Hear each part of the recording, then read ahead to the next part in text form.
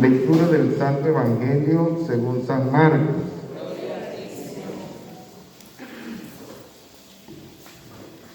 En aquel tiempo, al salir Jesús de Jericó en compañía de sus discípulos y de mucha gente, un ciego llamado Bartimeo se hallaba sentado al borde del camino pidiendo limosna. Al oír que el que pasaba era Jesús Nazareno, comenzó a gritar: Jesús, hijo de David, ten compasión de mí. Muchos lo reprendían para que se callara, pero él seguía gritando todavía más fuerte: Hijo de David, ten compasión de mí. Jesús se detuvo entonces y dijo: Llámenlo. Y llamaron al ciego diciéndole: Ánimo, levántate, porque él te llama. El ciego tiró su manto, de un salto se puso en pie y se acercó a Jesús. Entonces le dijo Jesús: ¿qué quieres que haga por ti? El ciego le contestó: Maestro, que pueda ver. Jesús le dijo: vete, tu fe te ha salvado. Al momento recobró la vista y comenzó a seguirlo por el camino. Palabra del Señor. Gloria a ti, Señor Jesús. Pueden sentarse. Bien, queridos hermanos, hoy la palabra está muy rica en todo su esplendor, y no solo la del día de hoy, sino estos días nos va mostrando la palabra una secuencia de varios acontecimientos que nos pueden hacer crecer a nosotros en nuestra vida espiritual. Por ejemplo, ayer hablaba el Evangelio de la higuera que no había dado fruto, ¿sí? Es un pasaje muy bonito también de la Sagrada Escritura, y que yo creo que tiene que ver, si nosotros hacemos un análisis de estas dos lecturas que hemos escuchado, y tiene que ver con nuestra vida. La lectura de ayer decía que llegó Jesús donde había una higuera. Al ver que no había dado fruto, le dijo al que cuidaba la tierra: mira, arráncala, ¿qué hace allí ocupando un lugar inútilmente? Y aquel hombre que cuidaba aquella higuera le dijo: Señor, vamos a dejarla todavía este año, vamos a dejarla un poco más, ¿sí? Vamos a espolcar la tierra, vamos a abonarla, y si no da fruto, el otro año la arrancamos. Esa es nuestra vida. Dios siempre está esperando que nosotros demos fruto. Y hoy, con relación a lo que hemos escuchado, la palabra nos va hablando en esta realidad. Por ejemplo, la primera lectura nos va diciendo que lo que nosotros cosechamos, lo cosechamos con sufrimiento y con dolor. Todo en nuestra vida tiene que girar en torno a un sacrificio. Para poder nosotros alcanzar el cielo tenemos que hacer un sacrificio. De hecho, el profeta Jeremías nos dice a nosotros: griten de alegría por Jacob, regocíjense por el mejor de los pueblos, proclamen, alaben y digan: el Señor ha salvado a su pueblo, al grupo de los sobrevivientes de Israel. No está hablando de otra realidad, está hablando de nuestra propia vida. Nuestra propia realidad es esa. El Señor ha estado grande con nosotros. El Señor en ningún momento se ha apartado de nosotros. Que nosotros nos queramos apartar del Señor, tal vez, pero que el Señor sea apartado de nosotros, nunca se aparta de nosotros. Nos dice: he aquí que yo los hago volver del país del norte y los congrego desde los confines de la tierra. Entre ellos vienen el ciego, el cojo, no hace distinción de personas, la mujer encinta, la que ya acaba de dar a luz. Retornan con gran multitud, vienen llorando, pero yo los consolaré y los guiaré, los llevaré a torrentes de agua por un camino lleno en el que no tropezarán. Nos está hablando de realidades. Fíjense esta realidad que nosotros vivimos como país, ¿verdad? Donde ya hemos sido dispersados, diseminados por todo el mundo, ¿sí? El Señor nos da una esperanza, una palabra de aliento y nos dice que nos volverá a reencontrar, a reagrupar para manifestar su amor y su misericordia. Nos sigue hablando el Señor.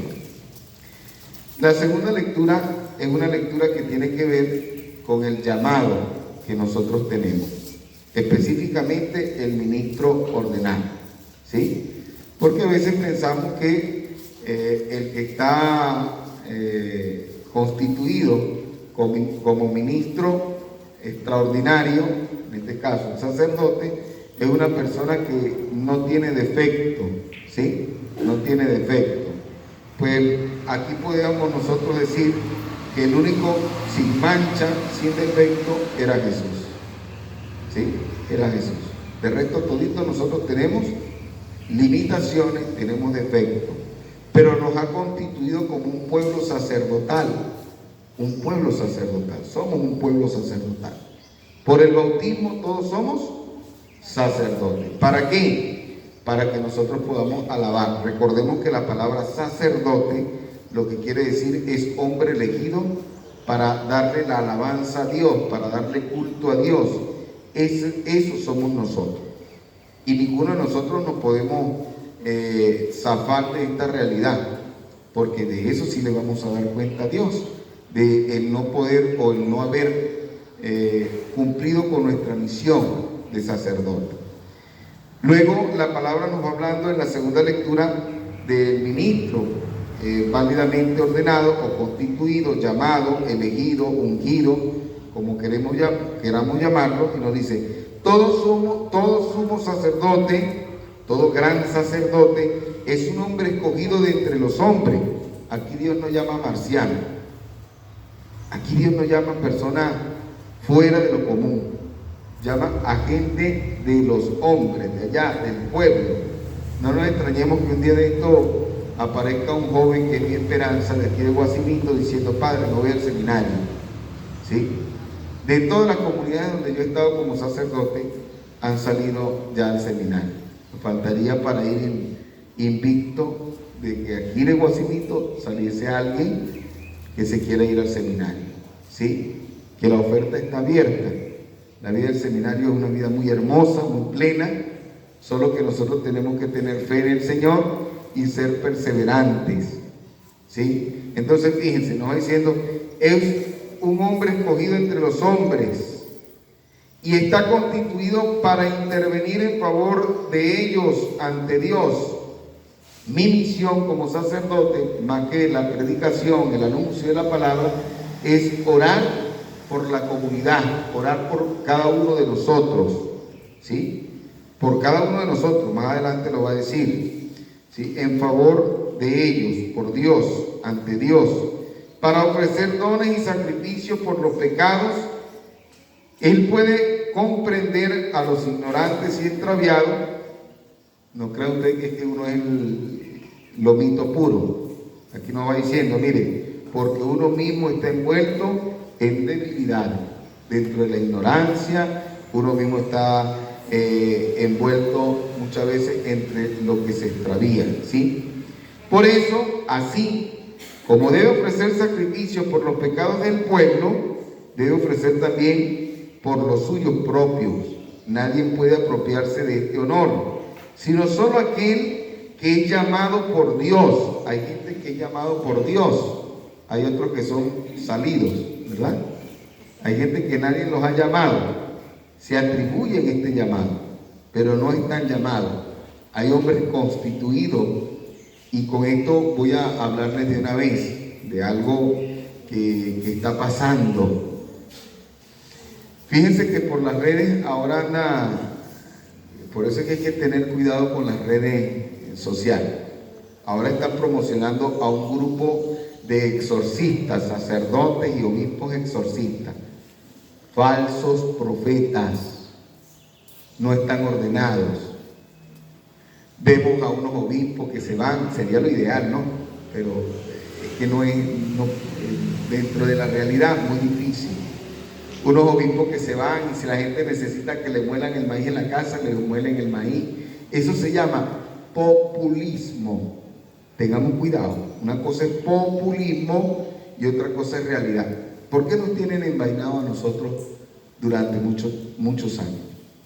Con nuestra vida social, en lo político, en lo económico. ¿Por qué nos tienen a nosotros como nos tienen? Porque nos han vendido una imagen que no es. Una imagen que todo el mundo quisiera ver esa realidad, pero no es otra cosa sino populismo. El populismo. Entonces pasan a esos falsos obispos, falsos sacerdotes, que van y le limpian la casa a usted, le pasan coleto allá, le limpian la grama, le muelen el maíz, le hacen la arepa y se la dan en la boca. ¿Usted cree realmente, usted como padre, jefe de familia, madre de familia, hermano, persona trabajadora, que un obispo con tanto trabajo le dé tiempo de atender a cada uno particularmente? Yo quisiera ver eso, pero es una realidad que escapa a lo que nosotros vivimos. No es nada más sino un populismo para que la gente crea, y de eso se trata las bases de las personas que muestran una religión falsa, ¿sí? Sacerdotes exorcistas, donde todos los sacerdotes son exorcistas. No todos los sacerdotes son exorcistas, hermano. La lucha directa con el demonio, no crean ustedes que es fácil. No crean que es fácil. Son muy pocos los sacerdotes exorcistas, válidamente ordenados y que tenga la aprobación del señor obispo. Entonces hay que tener cuidado, Y también un grupo de personas que andan promocionando cosas que no son. Por ejemplo, hablábamos la señora María y yo en estos días de unas personas que se niegan a recibir la comunión en la mano porque es pecado, porque es un proyecto de Satanás, es un proyecto, y él le explicaba a la señora Marielba con mucho cariño lo que nos dice la Sagrada Escritura. ¿Qué nos dice la Sagrada Escritura? Cuando Jesús llamó a los 12 a la mesa, tomó el pan, ¿sí?, lo partió y se lo dio en sus manos diciendo: tomen y coman. No se lo dio en la boca. Entonces, ¿por qué ahora nosotros vamos a cambiar? Al principio la iglesia era un grupo de hermanos, los hermanos que se reunían para la fracción del pan único partido que se da.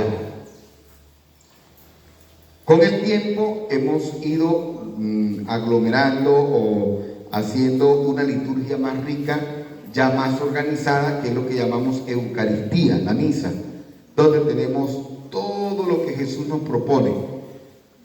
Por ejemplo, una oración de entrada, que es el motivo, una oración de entrada, un momento para pedir perdón, ¿sí? Luego de pedir perdón tenemos la alabanza a Dios, glorificar a Dios. Luego tenemos la liturgia de la palabra, que es donde estamos ahora. Después tenemos algo que se llama ofertorio. Nos ofrecemos como víctima también, porque no crean que es que el sacerdote, lo que dice aquí la lectura, ofrece, él se ofrece, pero también nos ofrece. Ese pan, así todos no comulguen, porque no pueden comulgar. Cada hostia que está sobre el altar representa a cada persona. Cada partícula de ese trigo es cada uno de nosotros aquí, que se ofrece en el altar. Eso es el significado de la Eucaristía. Aprendan, muchachitos de catequesis, pero aprendan bien, ¿sí? Esto va para el examen, no crean que no. Yo todo lo que digo va para el examen. Y los que ya han hecho examen conmigo saben cómo es, ¿sí? Entonces, el ofertorio, ese pan, ese vino que se ofrece, somos cada uno de nosotros, un pueblo en comunión, Por eso la lectura de hoy nos dice que ofrece sacrificio por los pecados del pueblo, debe ofrecerlo también por los suyos propios.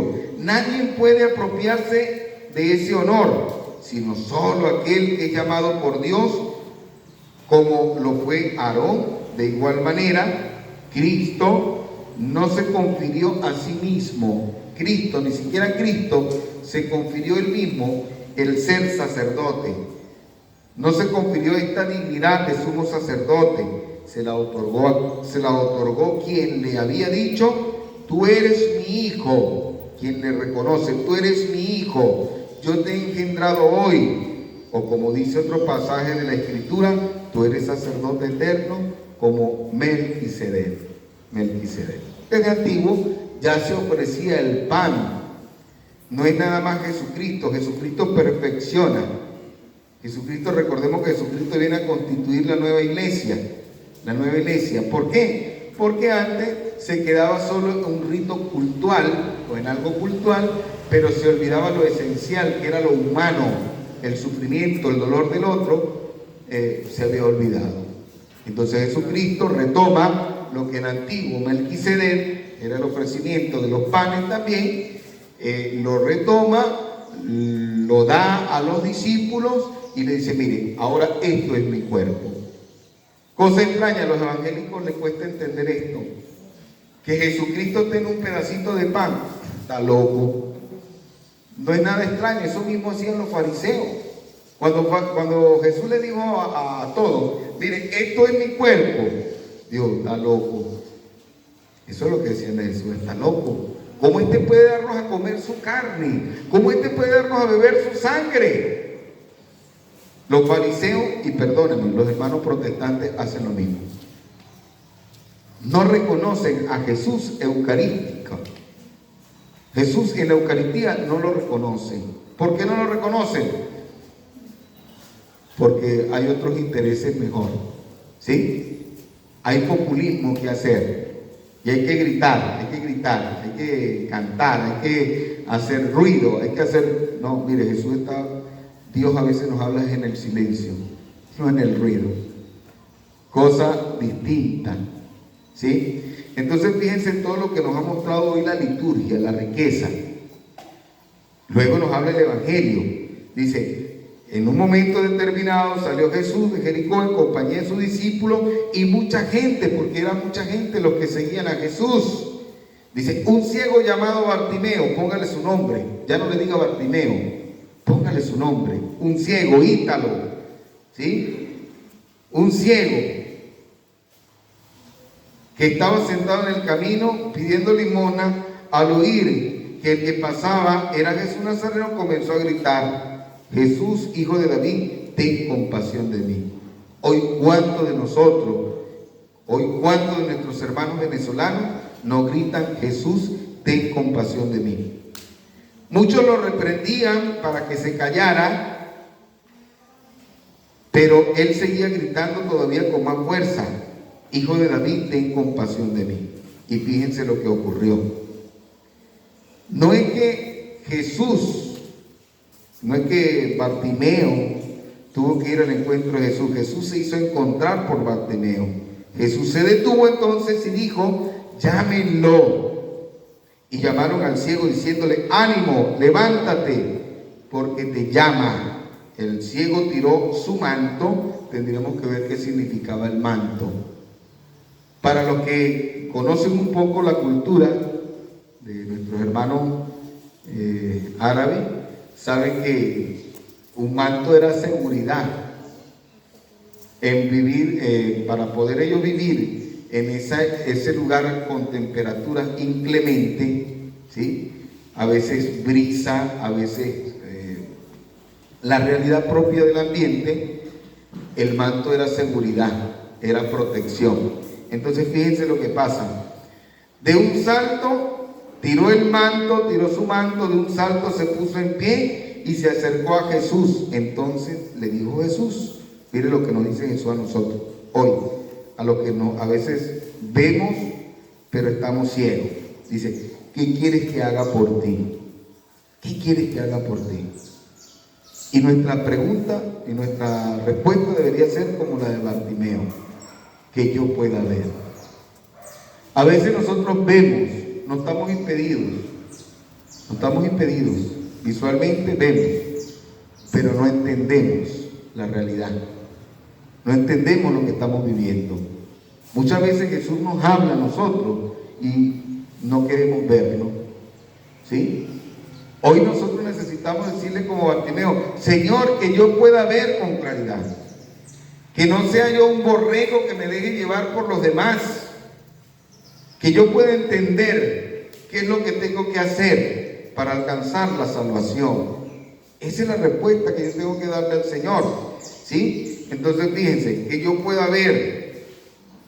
El ciego de un salto entonces le dijo que yo pueda ver. Jesús le dijo: vete, tu fe te ha salvado. Mire, aquí me quiero detener para que nosotros entendamos esto que está sucediendo. Vemos el milagro de Jesús en nuestra vida y Jesús nos dice: vete, tu fe te ha curado. Y muchos de nosotros hacemos todo lo contrario a lo que hace Bartimeo. Al encontrar el milagro, al encontrar el favor del Señor, nos vamos, nos alejamos de Dios. Cuando estamos en la buena, nos alejamos de Dios. Pero ¿qué sucedió con Bartimeo? Todo lo contrario. Cuando el Señor le dice: vete, tu fe te ha curado, fue donde Bartimeo comenzó a seguir al Señor. Hoy nosotros necesitamos seguir al Señor. Hoy nosotros necesitamos dejar el manto, nuestras seguridades o aquello que supuestamente nos ofrece seguridad. Hoy nosotros tenemos que decirle: aquí estoy, Señor, quiero seguirte, quiero comenzar una experiencia nueva, donde eres tú el que me concede a mí la salvación. A Cristo sea el poder, el honor y la gloria por los siglos de los siglos. Nos ponemos de pie, decimos todo.